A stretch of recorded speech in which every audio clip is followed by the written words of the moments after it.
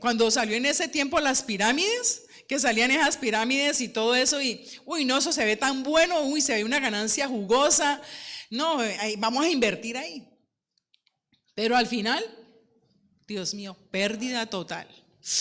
Pérdida, qué dolor en el corazón, pero ¿por qué? ¿Será que le pedimos la dirección a Dios para eso? ¿Dios aprobaba esto? ¿Es que el dinero fácil? No hay para nada.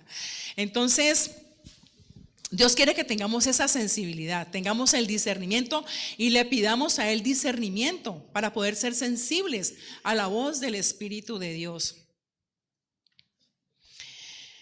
Otro versículo, Romanos 12:2. Ay, este versículo me encanta. Y yo le voy a decir, me encanta y me fascina porque este versículo de Romanos 12:2, la pastora cuando dio hace muchos años la mente de Cristo, él nos enseñaba este versículo donde decía Romanos 12:2. Apréndanse en Romanos 12:2. Y dice, no os conforméis a este siglo, sino transformaos por medio de la renovación de vuestro entendimiento, para que comprobéis cuál sea la buena voluntad de Dios agradable y perfecta. No acomodarse, no os conforméis a este siglo, sí, no nos transformemos, no nos conformemos a este siglo. Las corrientes del mundo. Entonces miremos Primera de Juan, capítulo 2:16, como para reforzar esta parte. Primera de Juan 2:16.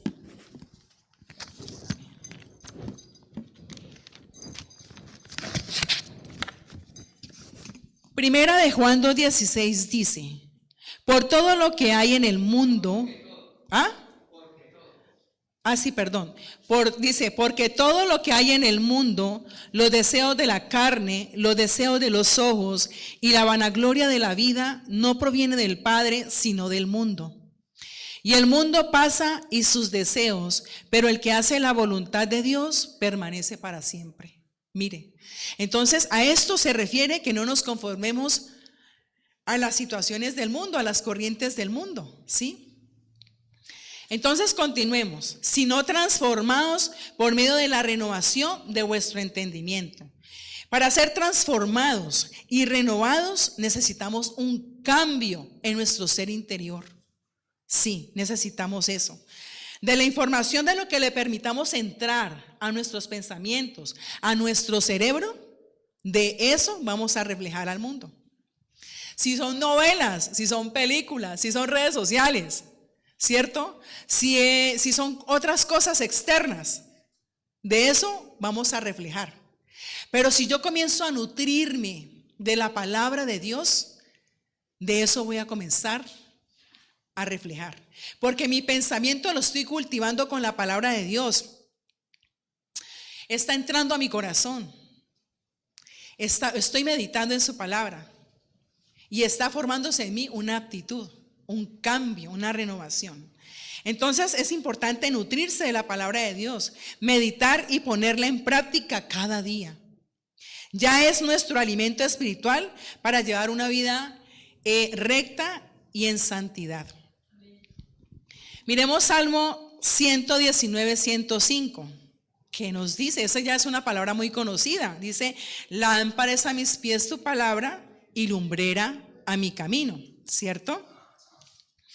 Entonces, la palabra de Dios te da luz para tomar decisiones, para saber qué hacer, decir y evitar en tu vida cotidiana, ¿sí? Es una antorcha, porque cuando hablamos de que es una lumbrera, es una antorcha, ¿sí? Que alumbra tu camino y no te deja extraviar, no te deja perder.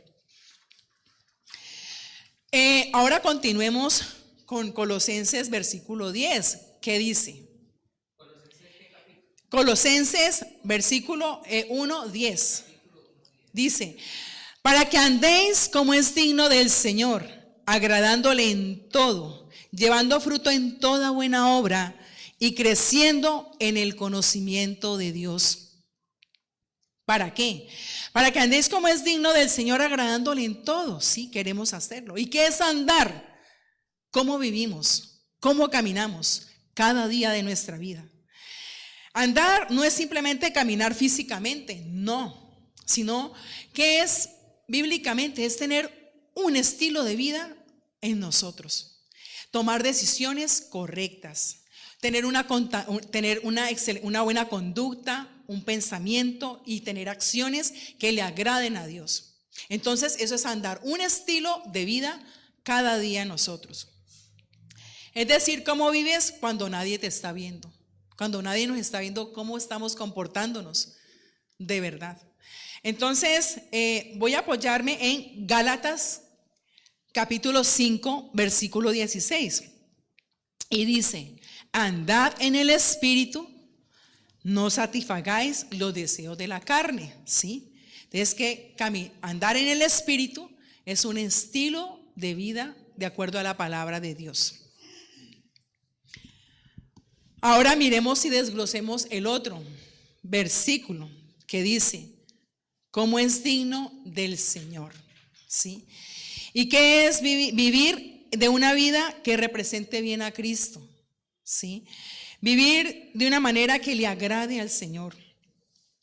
Digno, ¿qué significa ser digno? Y digno es que estemos a la altura de Jesús. Tenemos que estar a la altura de Jesús, sí. Que sea coherente con quien dices, a quien sigues. Que mis palabras hablen con mi comportamiento. Si yo hablo, así debo comportarme. Entonces que yo pueda ser coherente con lo que yo digo, con cómo yo actúo. Un ejemplo sencillo es, si dices que sigues a Cristo, pero vives igual que antes, hay una incoherencia. Tu conducta debe reflejarlo. Y nosotros debemos reflejar a Cristo. Debemos ser ese modelo para Él, porque Él quiere que nosotros lo reflejemos a Él. Mire, la gente nos ve en la calle. Y hay gente que dice, ¿qué tiene esta persona que no tiene la otra? Es porque Cristo está en nosotros. Y nuestras aptitudes, nuestra manera de hablar, nuestra manera de expresarnos, dice mucho de nosotros. Entonces la gente quiere que nosotros, de verdad, yo quiero modelar a Cristo. Digo, no, yo quiero que la gente vea que yo soy de Cristo, ¿sí? Que no tengo necesidad de decir yo soy cristiana, sino que Cristo está en mi vida reflejado. Entonces, miremos cómo hablamos, miremos cómo nos comportamos, miremos cómo es el trato con los demás. Entonces, ¿será que esta persona sí está reflejando a Cristo? Bueno, miramos, en 1 Tesalonicenses dice 2:12, andad como es digno de Dios. El tercero, ¿qué dice? El tercero dice, agradándole en todo. Y eso incluye lo que haces en público, lo que haces en privado, ¿sí? Con tu familia, con tus amigos, ¿sí? Lo que piensas, ¿qué pienso? ¿Cómo es mi manera de pensar? Como habíamos dicho ahorita, ¿de qué estoy nutriéndome? ¿Sí? ¿De qué me estoy nutriendo? ¿Y qué pensamientos traen a mí para yo reflejar a Cristo? ¿Cómo reacciono? Entonces aquí se revela el corazón de Dios, porque no se trata de obedecer por obligación, sino de vivir queriendo agradar a Dios. Y eso es lo que queremos hacer, agradarle a Dios. Otro versículo que me encanta es Romanos 12:1. Así que, hermanos, os ruego por las misericordias de Dios que presentéis vuestros cuerpos en sacrificio vivo, santo y agradable al Señor. Y qué hermoso versículo, porque es presentar tu vida como sacrificio agradable a Dios. ¿Sí? ¿Qué voy a sacrificar para agradarle a Dios? Me tengo que negar a mí mismo, ¿cierto? Antes de darle rienda suelta a mis placeres, a mis deseos, ¿sí? ¿A quién pongo en primer lugar si no es a Dios? Que Dios debe estar en primer lugar en todas las cosas. Entonces, ¿qué queremos de nosotros? Negarnos a nosotros mismos, de verdad. Dios, ayúdanos de verdad agradarte en todas las cosas. Hebreos 11:6 dice, sin fe es imposible agradar a Dios. Es porque si yo no tengo fe, no le agrado a Dios. ¿Qué es la fe? Es confiar en Él. Es decirle, Señor, yo te creo. ¿Sí? Pero cuando dudamos, cuando viene la duda a nuestra mente, a nuestro corazón, no le estamos creyendo a Dios. No, estamos dudando de Él. Y Él quiere que nosotros de verdad nos afiancemos en Él, confiemos de Él. Es fácil decir, hermano, tenga fe. Mire, confía en Dios. Sí, hay que confiar en Dios. Pero tengo la certeza, ¿sí confío realmente en Dios? ¿Sí le creo a Dios que Dios hará? Bueno, ahora miremos el cuarto punto. El cuarto punto es llevando fruto en toda buena obra. ¿Sí? Llevando fruto en toda buena obra. ¿Quién no quiere llevar buen fruto, no? Entonces miremos Gálatas 5, 22 y 23. Gálatas 5, 22 y 23 no lo vamos a hacer en una gran profundidad. Vamos a hablar como a rasgos, ¿no? A rasgos, para que no digamos, no vamos a entrar en eso, sino que es de acuerdo al versículo que estamos hablando, porque Dios quiere que, cómo queremos dar fruto a los demás, ¿no? Cómo queremos que nuestra vida dé y refleje fruto hacia los demás. Entonces, más el fruto del Espíritu es amor, gozo, paz, paciencia, benignidad, bondad, fe, mansedumbre, templanza. Contra tales cosas no hay ley. El apóstol Pablo enseña que el fruto del Espíritu es la evidencia visible de una vida guiada por Dios. ¿Sí? No son tus esfuerzos humanos, aislados, no, sino es el resultado de permitir que el Espíritu Santo gobierne nuestro carácter. Eso es, que gobierne nuestro carácter a cada uno de nosotros. Por eso hablamos que dice, más el fruto del Espíritu es amor, gozo, paz, paciencia, benignidad, bondad, fe, mansedumbre y templanza. Esos son los 9 frutos del Espíritu. Entonces vamos a desglosarlos rápidamente, como dice rápidamente, porque si los desglosaríamos, mejor dicho, ese ya es otro tema aparte, ¿sí? Pero de verdad, vamos a mirar qué es el amor. Miramos qué es el amor ágape, el amor incondicional, amor sacrificial, que busca el bien del otro, ¿sí? Ese es el verdadero amor, el amor ágape. Un amor que se niega a uno mismo. Uno no se pone en primer lugar, sino siempre a los demás. Es ese amor que lo sufre todo. Es ese amor que quiere dar como más allá. Es ese amor como el del Señor Jesucristo, que se dio a sí mismo por nosotros. No depende de los sentimientos, sino de una decisión. Es la base de todos los demás frutos, porque si yo no tengo amor, no tengo nada, ¿sí? Esa es la base de todos los frutos, el amor, el que sostiene a cada uno de ellos. Entonces, miramos aquí que en Juan 13:34 dice que os améis unos a otros como yo os he amado. Mateo 5:44. Miremos Mateo 5:44. Allí da un ejemplo del amor ágape.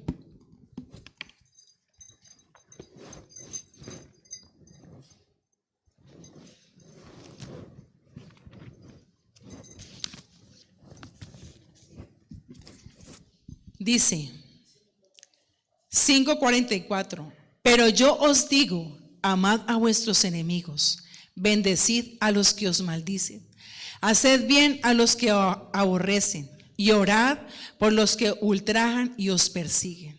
Mire, este es el amor, porque realmente es ese amor ágape, es perdonar, ¿sí? aún a nuestro enemigo, aún al que nos ha colocado la zancadilla, al que nos hace la vida imposible, ¿cierto? A ese hay que amar, pero no es fácil. Por eso se llama que es un amor sacrificial. Ahora miremos el segundo fruto, es el gozo. Y el gozo es una alegría interna que no depende de las circunstancias externas, no. Es una satisfacción profunda en Dios, incluso en medio de las dificultades. En medio de las dificultades.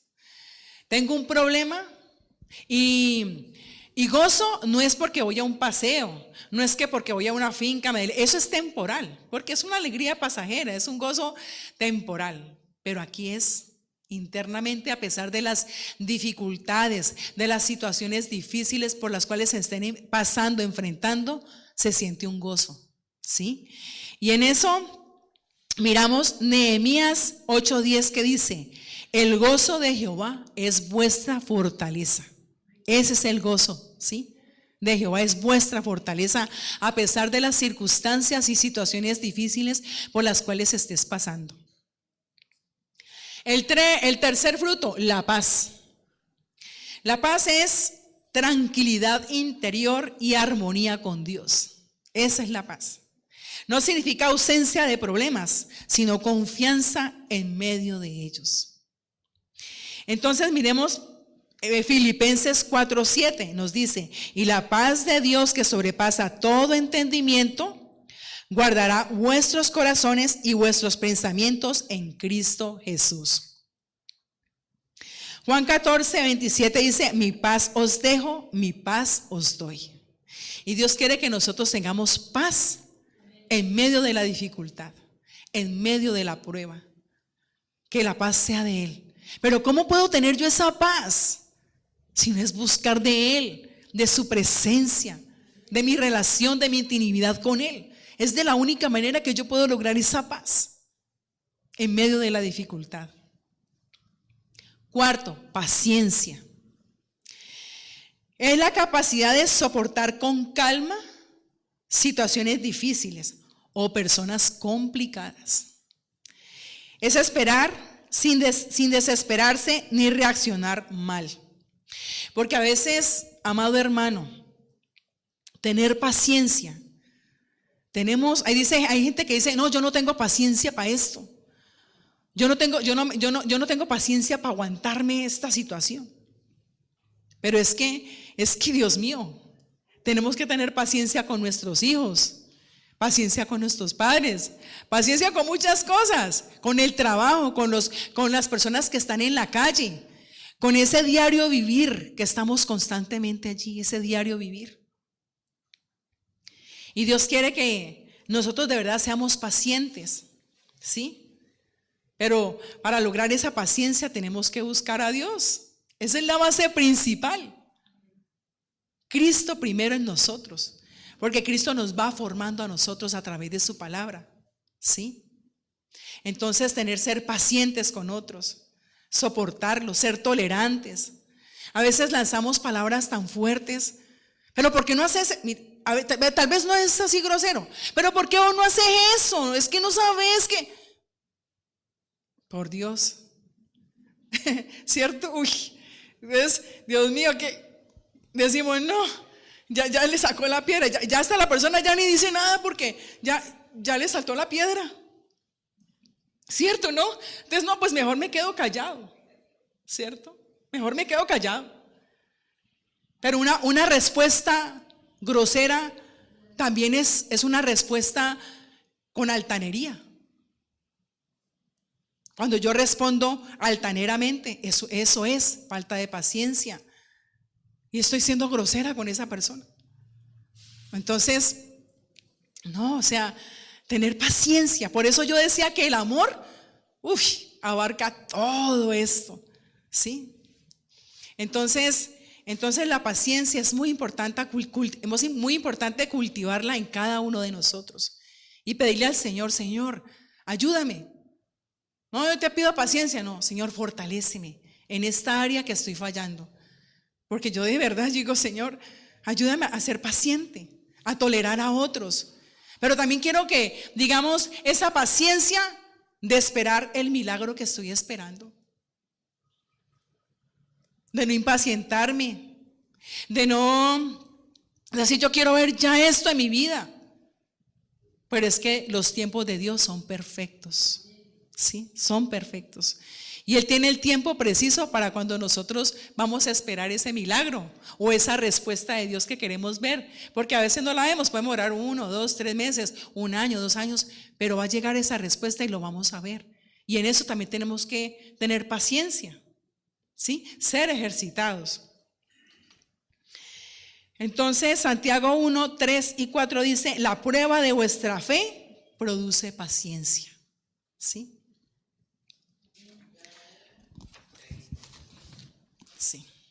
Vamos a ver el quinto, que es la benignidad. Amabilidad se define como amabilidad y trato dulce hacia los demás. Qué bueno poder tratar a la gente con dulzura, ¿verdad? Porque la gente siente como ese amor, como ese cariño, ¿cierto? Es tener un corazón dispuesto y compasivo y ayudar y tratar bien a otros. De servir sin esperar una recompensa, porque nosotros tenemos que servir sin esperar esa recompensa. Entonces, ser benignos unos con otros, dice la palabra, Efesios 4:32. Bondad es la excelencia moral que te lleva a hacer el bien a otros de forma activa, generosa, concreta. Es hacer lo correcto y lo justo delante de Dios. Va más allá de ser amable, implica vivir con integridad. Miramos que en Juan capítulo 6, 11, Jesús tuvo bondad con todas las personas que lo seguían. ¿Él qué hizo? Él alimentó a los 5,000. Mire, él se preocupó, él no dijo, no, ya me escucharon y ya me voy, que verá que ellos se aguanten hambre. No, Señor. Sino que hizo, fue generoso, fue compasivo, fue tierno, o sea, Él los alimentó. Tuvo esa bondad para con ellos. En Romanos 12, 21 dice: vence con el bien el mal. Siempre hagamos el bien. Siempre hagamos el bien a los demás. Séptimo fruto, la fe. Bueno, la fe es sinónimo de fe. Convicción, certeza, creencia, fidelidad. ¿Sí? Y tener fe es ver las cosas que no son como si fuesen. Es creerle al Señor. Es permanecer firme, confiando en Dios en todo. Actuar como si ya fuera hecho. Y esto de fe, la fe es tremendo porque nosotros sí tenemos que pedirle mucho al Señor que nos ayude a desarrollar y a cultivar esa fe en cada uno de nosotros. Porque si tuviéramos fe como un grano de mostaza, no, pues ya moveríamos montañas, moveríamos grandes cosas. Pero hay muchos grados de fe. Y bueno, pero para desarrollar esa fe está en Romanos 10, 17. Así que la fe es por el oír y el oír por la palabra de Dios. Miren, todo inclina a la palabra de Dios, ¿sí? Entonces yo puedo desarrollar y cultivar esa fe en mí para que haya ese crecimiento.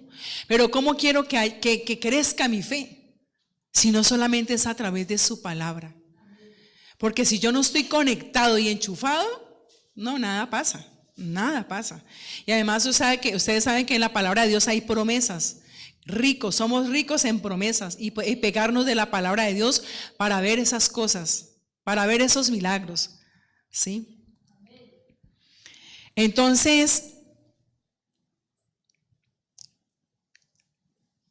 lo importante de todo es que esta fe la pongamos delante de Dios y decirle: Señor, ayúdame porque yo sí quiero crecer en mi fe. Quiero aprender a caminar en esa fe. de ver las cosas que no son como si fuesen. Y yo quiero decirles algo, es algo muy personal, y esto es con referente a mi mamá, pues a lo que tiene mi mamá, que no es fácil.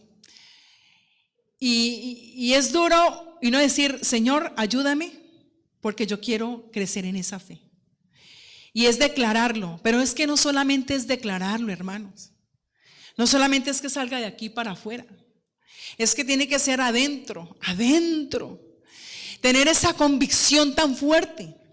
Yo no le hablo no solamente hablo para mí, hablo para cada uno de ustedes. Que tengan esa certeza. Y decir, yo tengo esa certeza que sí se van a dar las cosas. Que eso sí se va a dar. Que ese milagro se va a cumplir. Porque eso tiene que ser de adentro. Esto no es porque yo tengo fe, yo confío en Dios. No, es que confía. No, un momento.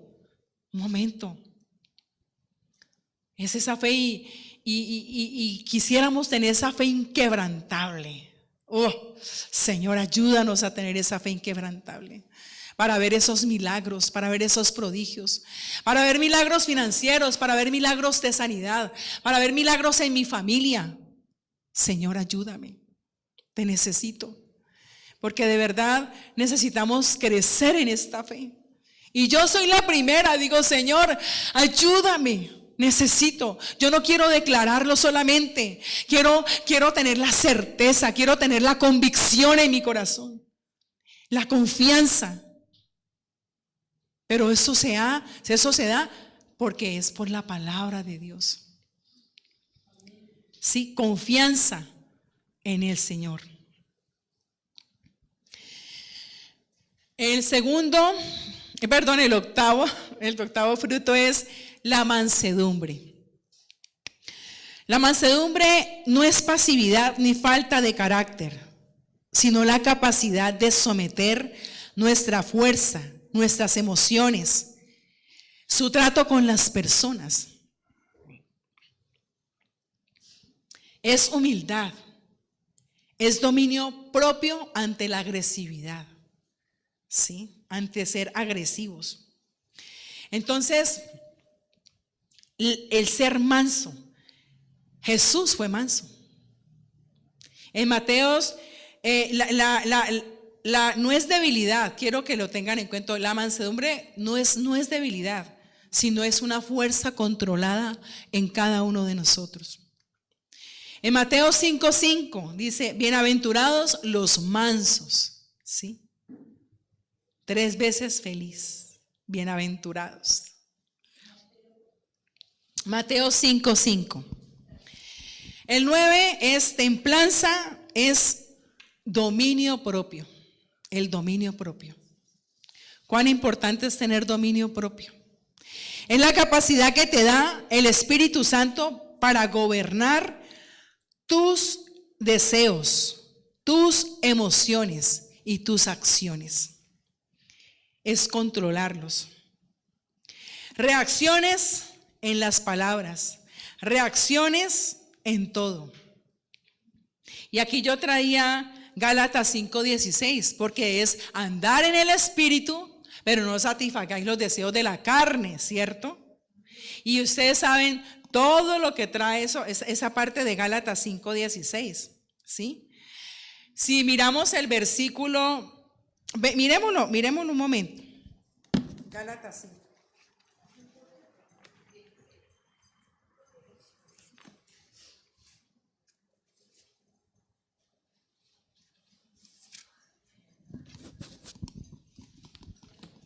Miremos, dice, es más, miren hasta el título, dice, las obras de la carne y el fruto del Espíritu. Y dice, digo pues, andad en el Espíritu y no satisfagáis los deseos de la carne, ¿sí? Porque el deseo de la carne es contra el Espíritu y el del Espíritu es contra la carne, y estos se oponen entre sí para que no hagáis lo que quisierais. Pero si sois guiados por el Espíritu, no estáis bajo la ley. Y manifiestas son las obras de la carne, que son adulterio, fornicación, inmundicia, lascivia, idolatría, hechicería, enemistades, pleitos, celos, iras, contiendas, disensiones, herejías, envidias, homicidios, borracheras y cosas semejantes.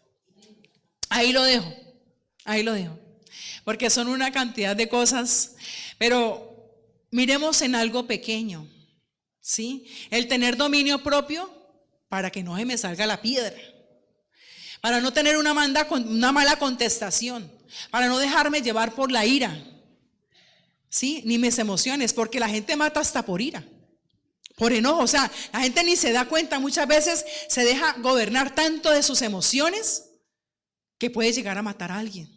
Y tal vez no hubiera tenido la intención de hacerlo, pero lo hizo, ¿sí? Entonces es control, dominio propio de sus emociones, controlarnos, lo que decimos. La pereza, controlar la pereza, tener dominio propio, levantarnos temprano, no comer de gula. Ay, Dios mío, a veces nos sentimos llenos y, ay, venga, yo como otra cosita acá. Pero no se trata de comer otra cosa, sino la gula es algo que uno dice, yo ya estoy lleno, pero sigo. Eso no es. ¿Sí? El pecado, no al pecado, no a la gula. ¿Sí? Segunda de Timoteo 1:7 dice, Dios nos ha dado espíritu de cobardía, sino de poder, de amor y de dominio propio. Jesucristo, un ejemplo, el ejemplo perfecto. Jesucristo vivió perfectamente cada uno de estos frutos. En el amor murió por nosotros, Juan 3:16. Él dio su vida por nosotros. En el gozo, Él se gozaba en hacer la voluntad del Padre. En la paz, calmó la tormenta, en Marcos 4:39. La paciencia, soportó a sus discípulos y a sus enemigos. Esta parte me toca fuerte, porque la verdad es que el Señor Jesús decía, no, tantas veces que Él le repartía a sus discípulos, les enseñaba, a sus enemigos, ¿sí? Él tuvo paciencia con ellos, a pesar de que lo criticaban, lo juzgaban. En la benignidad y en la bondad sanaba y ayudaba a todos. Él sanaba y ayudaba a todos. En la fe, confianza total en el Padre, porque Él confiaba en el Padre. En la mansedumbre, aprended de mí, que soy manso. Mateo 11:29. Soy manso y humilde de corazón. Templanza, resistió la tentación. Sí, Él la resistió. En Mateo 4:1 al 11. Entonces, miramos que vamos a hacer una aplicación práctica para nuestra vida. ¿Cómo puedo yo aplicar esto para mi vida? Y es amar incluso cuando no sentimos hacerlo, de verdad. Mantener el gozo en medio de los problemas y las dificultades. Confiar en Dios en lugar de vivir en esa ansiedad, en esa depresión. Ser pacientes con las personas difíciles. Y también esperar y ver ese milagro que anhelamos ver. Tratar bien a todos, incluso a quienes no lo merecen. Hacer lo correcto, aunque nadie esté mirando. Aunque nadie nos esté viendo, siempre hacerle el bien, siempre hacer lo correcto. Mantenernos firmes en la fe, que nuestra fe crezca, ¿sí? Pero ya dijimos cómo era crecer, ¿no? ¿Cómo es crecer? Oír la palabra de Dios. Amén, amén. Romanos 10:17. Responder con humildad, no con orgullo. Controlar nuestras emociones y reacciones, y eso es tener dominio propio. Venía a mí y yo dije, no, pues voy a poner un pequeño ejemplo que es el profeta Daniel. Y Daniel también cumplió con todos estos requisitos, el profeta Daniel. Él fue íntegro, fue sabio, tenía disciplina en la oración. Oraba 3 veces al día. Estudiaba y meditaba la palabra de Dios. ¿Sí? Él fue temeroso de Dios, no se contaminó con la comida del rey. ¿Sí? Entonces, él tenía discernimiento, tenía inteligencia espiritual, tenía conocimiento de Dios porque él estudiaba la palabra de Dios. Pero era tal la conexión del profeta Daniel que le han revelado los sueños, las visiones, podía interpretarlo. Estaba bien enchufadito con Dios, pero él tenía el secreto, la oración. Oraba 3 veces al día. Tenía esa persistencia, era disciplinado. Dios nos ayude a llegar a tener esa disciplina, Dios mío, porque, wow. En conclusión decimos, el fruto del Espíritu no es algo que se finja, no. Es algo que se forma cuando vivimos cerca de Dios, de la mano de Dios. Y estos frutos comienzan a reflejarse naturalmente en nuestra vida, mostrando el carácter de Cristo en nosotros. Porque el carácter de Cristo debe ser formado en cada uno de nosotros. El último punto de Colosenses capítulo 1, 9 y 10. Creciendo en el conocimiento de Dios. Juan 5:39 dice: escudriñad las escrituras, porque a vosotros os parece que en ellas tenéis la vida eterna, y ellas son las que dan testimonio de mí. Tenemos que estudiarlas, escudriñarlas, para que nos sea quitado el velo y poder entender y comprender lo que Dios quiere para nuestras vidas. Tener la vida eterna. Queremos tener esa vida eterna en Cristo Jesús. Y este es un anhelo de nuestro corazón. Josué 1:8. Nunca se apartará de tu boca este libro de la ley, sino que de día y de noche meditarás en él, para que guardes y hagas conforme a todo lo que en él está escrito, porque entonces harás prosperar tu camino y todo te saldrá bien. Todo. Mire que Josué 1:8 es condicionado, ¿sí? Si guardamos, si estamos pegados de la palabra de Dios. Meditar no es repetir una frase, no, eso no es meditar. Un ejemplo que les doy es el proceso que lleva la vaca cuando rumea, ¿no? Cuando dice al rumiar, ¿no? Mastica, traga y devuelve el bolo alimenticio y vuelve a masticar, ¿sí? Así debemos hacer nosotros con la palabra de Dios. Devolvernos, volver, buscar en una Biblia, buscar en otra. ¿Qué es lo que me quiere hablar Dios para mi vida? ¿Qué es lo que quiere hacer Dios para mí? Yo quiero buscar. Es que yo no entendí este pedacito, pero como yo no entendí, voy a otra versión de otra Biblia para que me hable más claro, ¿sí? Entonces ahí voy a entender lo que Dios quiere hablar a mi vida. Y te habla de una y otra forma, de diferentes formas, ¿sí? Entonces eso es. Entonces nosotros queremos crecer y tener ese conocimiento en la palabra de Dios. Es la única forma, escudriñando su palabra. En 2 de Timoteo 3:16, 17.